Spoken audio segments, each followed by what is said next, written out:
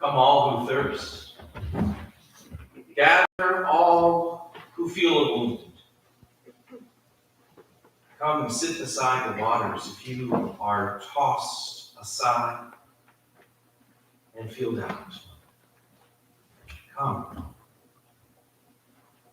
For God longs for you to be refreshed. God longs for you to be healed. God longs for a fullness to be made known and love to be shared. This is the place that we come. Not because we must, but because we may. Not to throw up great shows, but to live with deep love. To be challenged and inspired, transformed and made ready. So come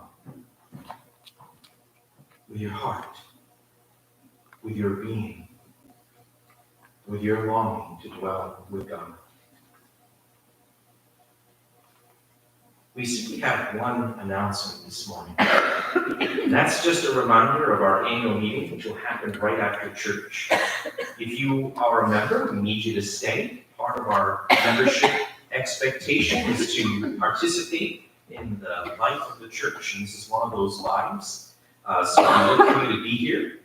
If you are not a member but would like to hear a little bit of what's going on in the life of our church, you are welcome to join us as well. That's it, nice and simple. Jesus says, "Let anyone who is thirsty come." Here we are, thirsting for the Lord. Scripture says, "All who believe can drink." Come, hearts, let the rivers of living water flow. God is the ground of our being, the pooling place of peace in our soul.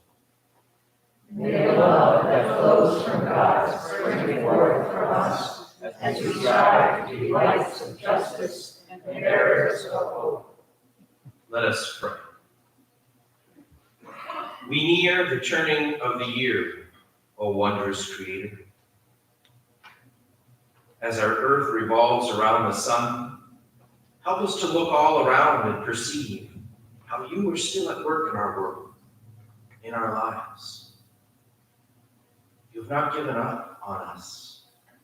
You have not given up on this earth that you made for us. You have not given up on creation. Help us to not give up.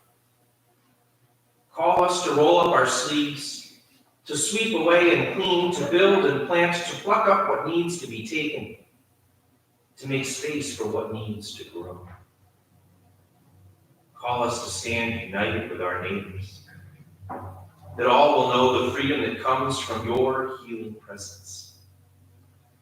Give us eyes to see our own bias, our own bigotry, our own privilege and self-focused beliefs. Cleanse us with your living water, that we might grasp more fully what it means to be bearers of your word. Empower us, God, to do new things in our lives and in this community of faith. Give us wisdom to expand our welcome, to see the divinity within each other.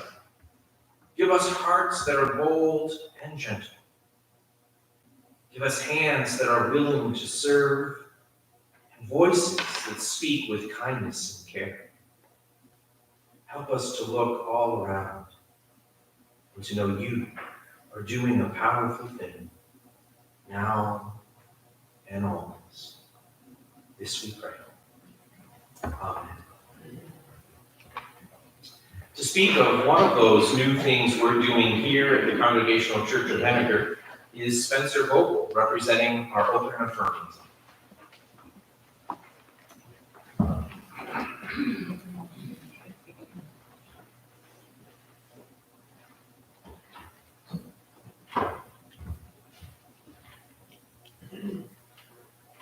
Good morning. Good morning. As David said, I'm on the team that's working help the church on its path toward being open and affirming. And I'll be sharing just a few thoughts this morning as we are getting ready for a Thanksgiving season about being around the table. Jesus' invitation to follow me often leads to a table where we find ourselves in the presence of others who expand our vision of humanity and of God. When Jesus gathered his disciples around the table, they saw themselves in the company of people that they never expected to be around. Pharisees and tax collectors came together. The wealthy and the poor, men and women, the elite and the outcast. And around the table, Jesus shared meals and connected the bread and the wine to his own life. When Jesus is the host of the table, the life of the earth, the life of God's people, and God, the giver of life, are always intimately intertwined. In this invitation, Jesus welcomes all to the table to enjoy the gift of life. Now, on several occasions in the Gospels, Jesus offers parables about banquets and wedding feasts to communicate this radical spirit of invitation and welcome. And so as we are preparing for Thanksgiving meals, where we celebrate the lives that we have with the meal, this is a feast for many, and it causes me to reflect on times where I was welcome, where I was a college student that was 1,000 miles away from my own home. And the parents of some of our friends opened their house to probably 20 of us that couldn't get back home. And it helps me remember times when we lived overseas, when we lived in Uganda, and we were the guests at a table with food that was different than we had grown up with people that had much different backgrounds than we did. And those times, I look back at those times with celebration. As we prepare for Thanksgiving, our tables, they're going to be filled with color. They're going to be filled with the dark orange of sweet potato casseroles and vibrant green beans, and salads arrayed with a rainbow of fruits and vegetables. And I've got a few doctor friends who have shared before that they emphasize the need for colorful foods as a part of a healthy diet. And the Thanksgiving foods that we will eat in just a few weeks, they come from soils in the trees of different colors, and they're combined with the labor of workers, of people who have tilled the soil and gathered the fruit. They are combined with the creativity of the cooks and the love of those who prepare a meal and create a vibrant plate of life. And I think the healthiest way to celebrate a Thanksgiving feast is when the company around the table is as diverse as the foods on the plate. The feast celebrates the opportunity for flourishing that's possible when people who have experienced different challenges in life, who have succumbed to different lives and caught themselves in cycles of violence and pain and loss in different forms. When people who have learned from these experiences can come together and share manifestations of God's covenant and God's love that provide life in the face of death. I'm confident that gratitude and diversity and health go together. They're the images of the kingdom of God. I think a meal, especially a Thanksgiving meal, is a metaphor for the welcome that God provides. You are welcome. I am welcome. We are welcome. As our church works to become open and affirming, God welcomes us to feed and be fed, to love and be loved, and to love deeper and wider than we ever imagined possible.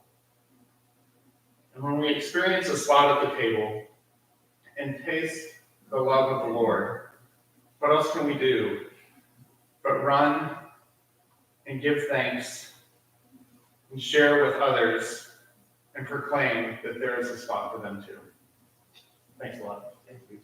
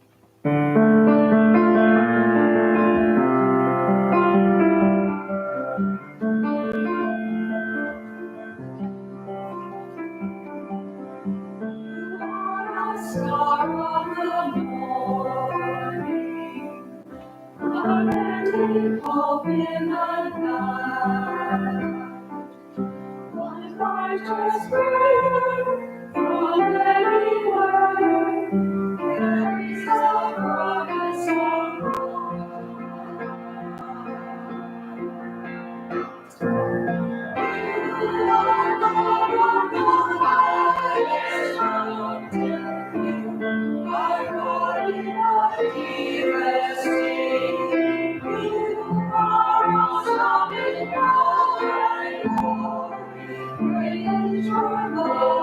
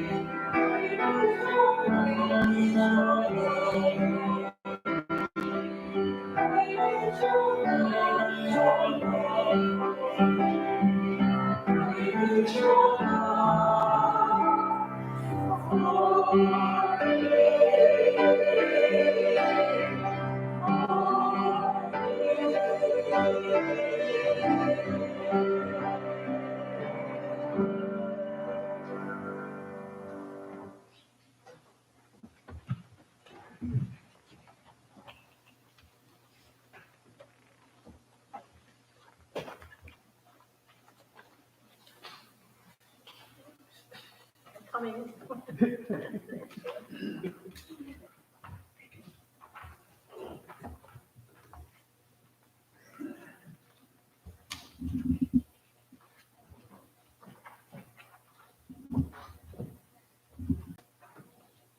Good morning, everyone. Good morning.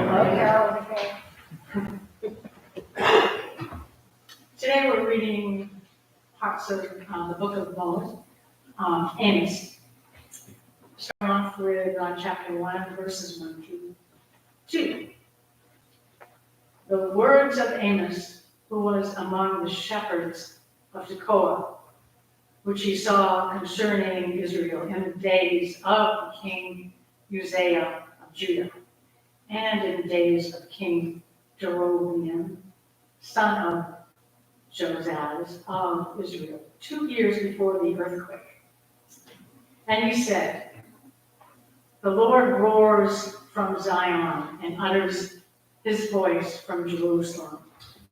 The pastures of the shepherds wither, and the top of Carmel dries up. Seek good and not evil, that you may live.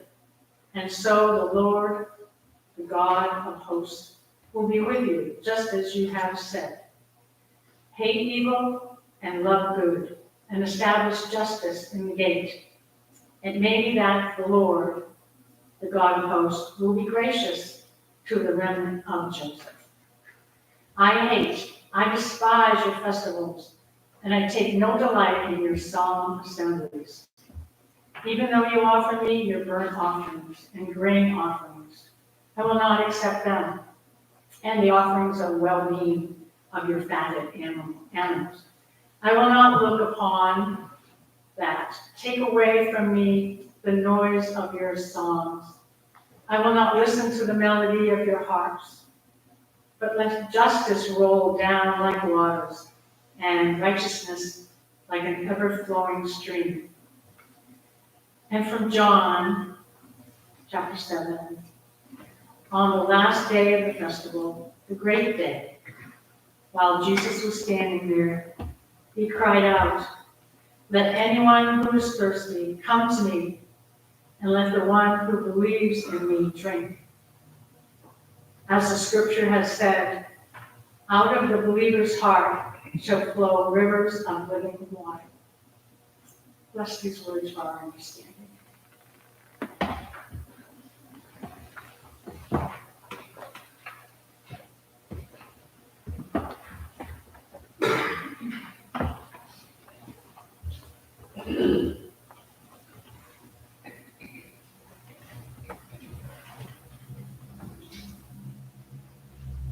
Water.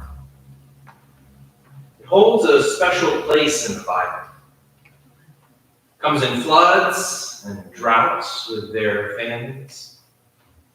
Parting, crossing, moving from captivity into the promised land. Jesus' first miracle was turning water into wine. He walks on water. He gathers beside water. He travels with his disciples in boats on water, in storms and in the calm.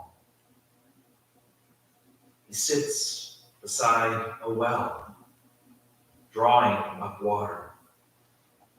He talks about water and offers the water of life. And today, Christ says, drink, and your heart will flow with rivers of living water. Water, powerful, cleansing, healing, life-giving, and ready to teach us. Carol read the words of an ancient prophet, perhaps the earliest of all of the prophets of Israel. And she read the words of Christ. And in both, we could hear water featured prominently. These two men, these two bearers of faith, separated by nearly 8 centuries of history, both one to teach us and give us an invitation, a warning and a welcome. And each of them using the image of water to do. Amos, with his famous, powerful words, let justice roll down like water, and righteousness an ever-flowing stream. And Jesus, with his invitation to drink deeply of his word and his message, that rivers of living water might flow from your heart and your soul. Today, we stand immersed in the middle of a multiple week sermon series looking at where do we see God dwelling? Where is God to be found? And I can't help but thinking this message of water is a message that we need to hear in these moments and in these days and in this space. The water that Amos speaks about, the water that Christ refers to, is moving water. Water that has purpose. Water that has direction. Water that is about change. It's not a stagnant puddle. It's not a putrid pool. It's not water that's gathered in the blacktop and sitting there forever. It's water that moves. Water that flows. Water that changes what it touches with its guiding presence. It's important to understand that water is found to be its most powerful force when it is in motion. Because that's what God calls us to be. Moved and changed. Taken from the shallow places of our living into the depths of God's presence. Not standing still. Not remaining as we always were, but push to a new way of living. Carried out of our self-focused existence into the tides of relationship. Form a whole and healthy life. To be moved out of our microcosm of understanding, seeing, and believing, and into the great ecosphere. It is God's wondrous and powerful presence. Water. An instrument of change. force of new life, willingness to be healed and made whole. I was 18 years old when I had the great fortune of living in the Outer Banks of North Carolina for the summer. I worked in a deli during the day. We said it was the best deli in the Outer Banks. Still there, still owned by the same family. And at night, I would be mostly alone. So I would go and sit by the water, on the sand dunes, watching the waves. There's a gift about living near the ocean for any extended period of time because you begin to notice how it changes, how it shifts, how it moves. You see the calm and the storm. You see the great crash of waves and the gentle lapping of the water on the shore. Love to watch the porpoise jump just past the breaking waves, or to see the birds dive deep for a fish and then rise on the wind currents that come up out of the water. There was life in the water. There was peace on the shore. There was calm in my soul in the midst of a time where life was uncertain and my future was unknown. But you see, water can also be dangerous. If you live near the ocean, you know that to be true as well. One late afternoon, as I sat on the shore, I was watching the lifeguards run drills. One of them paddled out past the breaking waves a good distance and set up shop, as the rest sat on the edge, waiting for the drill to begin. The swimmer started waving her arms and screaming, "Help! Help!" And two others grabbed a paddleboard, ran to the shore, and paddled out. As I watched this drill take place over and over, I began to realize that they were practicing for a very specific kind of scenario, a rip current rescue. Rip currents are the special kind of underwater current that can pull you out into the deep in a matter of seconds. They run below the surface in a direction opposite of what is happening above.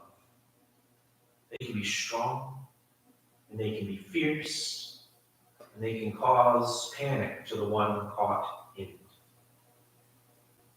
And unless you have a well-trained eye, you may not even see it there until it has taken you from where you should be. Amos and Jesus, they know all too well about dangerous currents, underflowings of water, movements below the surface that pull us away from where we are supposed to be. Currents of greed, currents of self-interest, and currents of bias and bigotry and ego and pride, currents that take us from God, away from the essence of love. And sometimes when we hear words like we heard from Amos and from Jesus, these prophets, these teachers warning us of our own destructive existence, we feel an urge to shut down. Stop listening. To think, well, that must be about someone else, not me. We're wary of images and language about God that is anything but gentle and kind and loving. So when Amos says that the pastures of the shepherds, the place of his people, the livelihood of his friends will wither and fade, or when the top of Mount Carmel, that place of holiness, will dry up, we begin to think about the destruction that may come in our own existence when we continue to be pulled away from that which we've been called. Now we might want to think that that warning is meant for someone else. That those words don't apply to us. That that's a prophecy for a different kind of people. A different kind of world. But we'd be amiss. We'd be off the mark. The currents that diminish life and pull us away from God, the currents that were strong and vibrant in the days of Amos and in the time of Christ, are just as strong now. And when we learn to look within, with courage, with strength, just might see that more often than we wish to admit, we're caught in those currents ourselves. And they're pulling us out to sea. It's easy to think that in a comfortable small town like Henniker, in New England, where everything is genteel and perfect, it's easy to think that all's well. We're living good lives. We're good people doing good things. Working hard on our faith and our community. We are.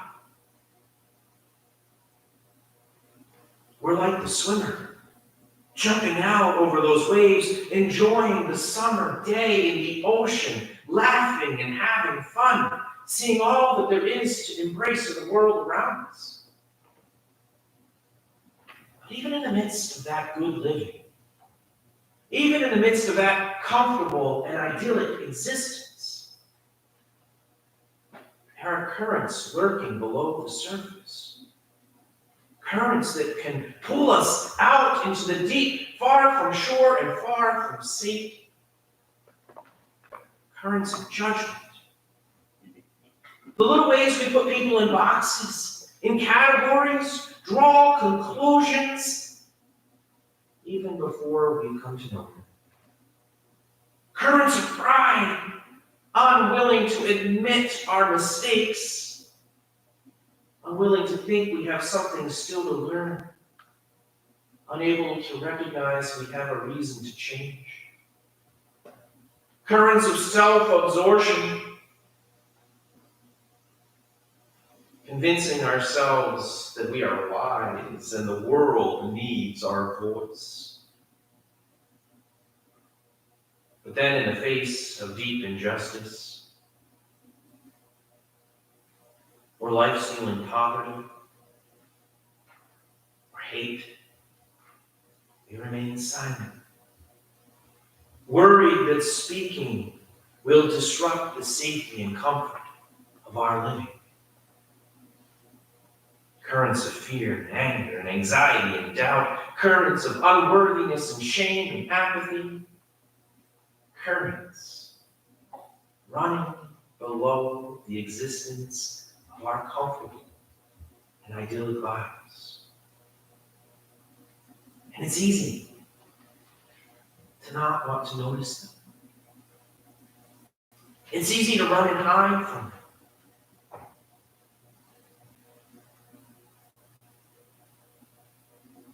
But some 1,000 years ago, Amos stood and said, "Be wary." And some 1,000 years ago, Jesus gathered and said, "Be wary. Look and see what you create, what you live."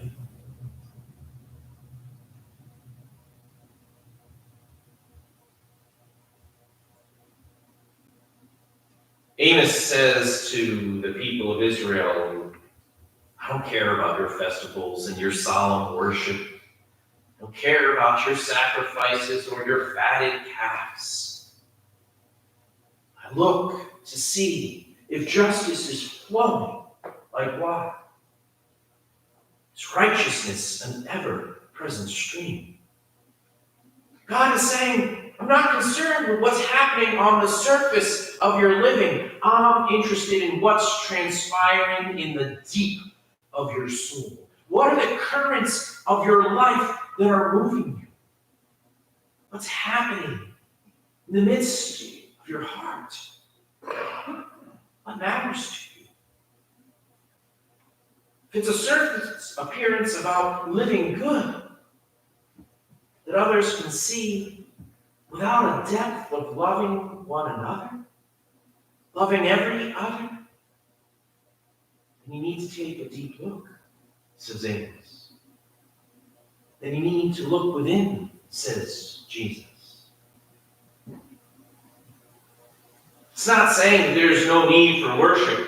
Amos isn't saying do away with the church, get rid of the institution, go out and be free for yourselves.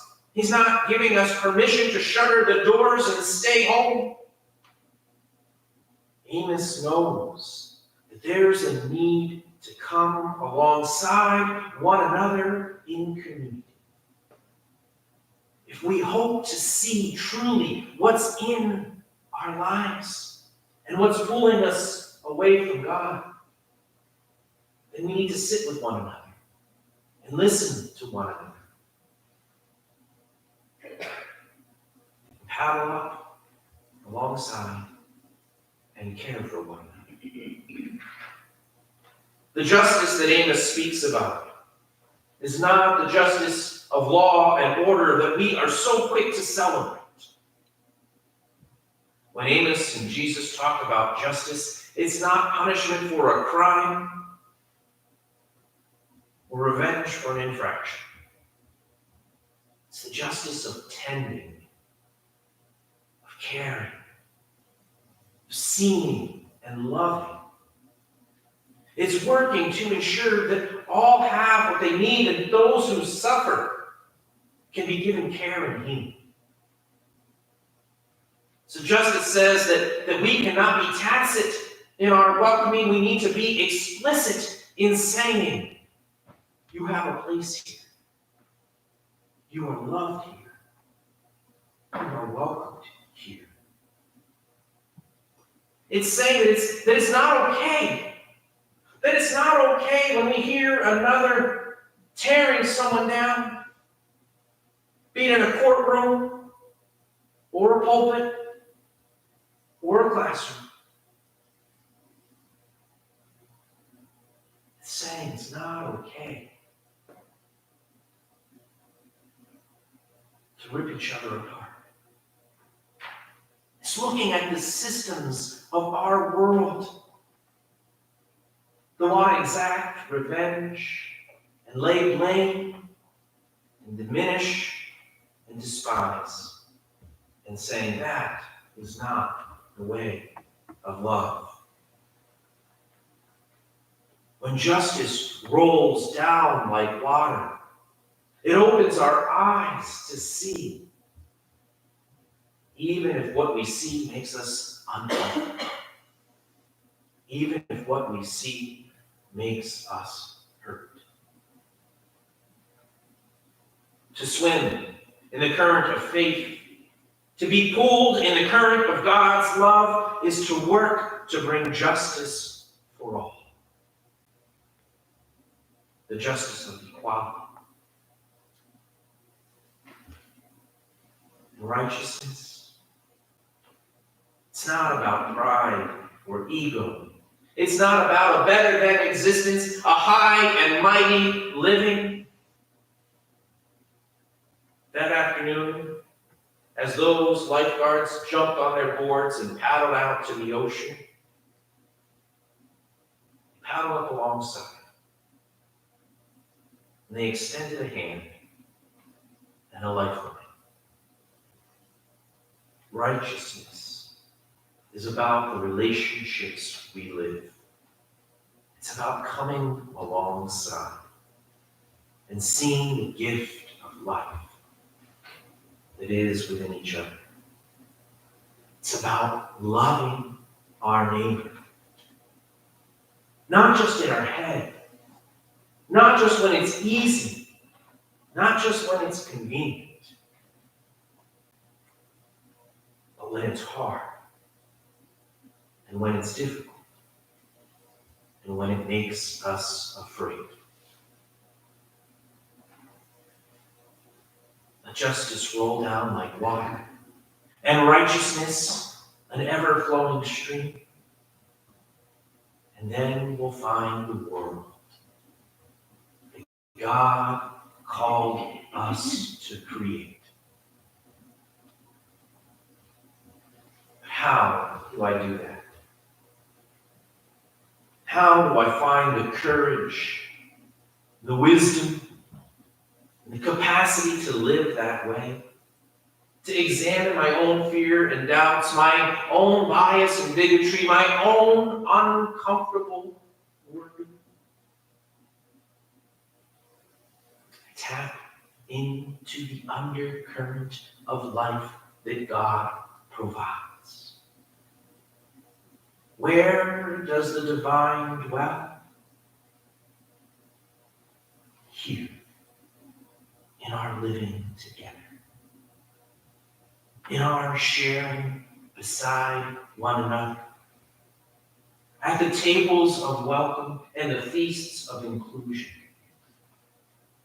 in the pews of compassion and the halls of service. How do you live a life where righteousness flows like living water and streams of love flow from your heart? You live connected in the love that Christ has come to give. Drink this water. Drink this water that I have come to offer. Take on my ways of seeing the holy in the human. Take on my ways of breaking down the cultural barriers that separate and divide. Take on my ways of sitting at the table and having a meal and celebrating that diversity. Take on my ways by letting go, emptying yourself, and being filled with God's grace. Take on my ways, says Christ, and the water will flow from your heart. Amos and Jesus asked us from across the centuries, what kind of life will you live? What kind of current will you be caught up in? Are you ready to swim in the stream of God's grace? To be carried on the waves of God's mercy? Are you able to see and name the weights that are pulling you down and keeping you caught in the tide of division and doubt? Are you ready to drink the cup of life? These are the hard questions of our faith. These are the hard questions of our living. But know this, when we drink from that cup, when we tap into that current, when we dwell with the divine that is found in the love we share with one another, we find peace. And we find healing. And we find a new way of living that no fear and no worry and no doubt can take from us. Come be the church that Amos calls. Be the people that Christ invites. Be the love that God reveals. And you will find that all will be well.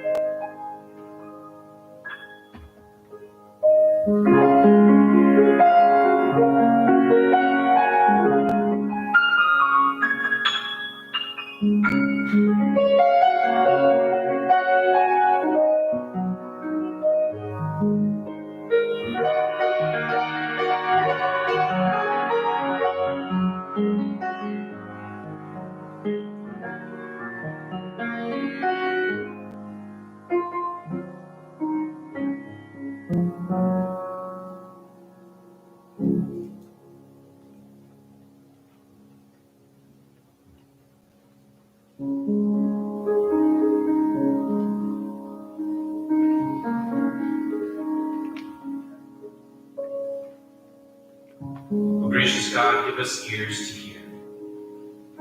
Give us eyes to see. Give us lives that are open to the moving of your Spirit, to the calling of our need, to the invitation to turn back to you. Lord, help us to be that kind of community. A community that comes together to share the wonder of your word, to love one another, to pick each other up when we fall, and to heal each other when we wound. Help us to be that kind of church, oh God. Church that doesn't shrink from the struggles of this world, but reaches out with a vibrant hope and a confident faith. When we open ourselves to you, there is nothing that can be left undone. Help us, oh God, to believe that your Spirit moves through our lives, that you are inviting us to new ways of living, new ways of serving, new ways of committing ourselves to one another and to you. For what this world needs, O Lord, is a community of believers, a people willing to give freely of their time, their emotion, their passion. And your light will shine, and your presence will be revealed. So move us, O God, into a new realm, into a new day, into a new space, where we will not be held captive by our doubt and our worry and our fear, but will lean into you and trust in all that is to be. Give us this day, O Lord, the food we need, the water that sustains, the love that transforms, that we can do your work and live in your ways. Help us, O God, to be your children, as you call us to be. So we lift to you our prayer, our promise, the words of our heart that your Son gave us, and we carry with us, saying, Our Father, who art in heaven, hallowed be thy name. Thy kingdom come, thy will be done, on earth as it is in heaven. Give us this day our daily bread, and forgive us our trespasses, as we forgive those who trespass against us. And lead us not into temptation, but deliver us from evil. Thine is the kingdom, and the power, and the glory forever.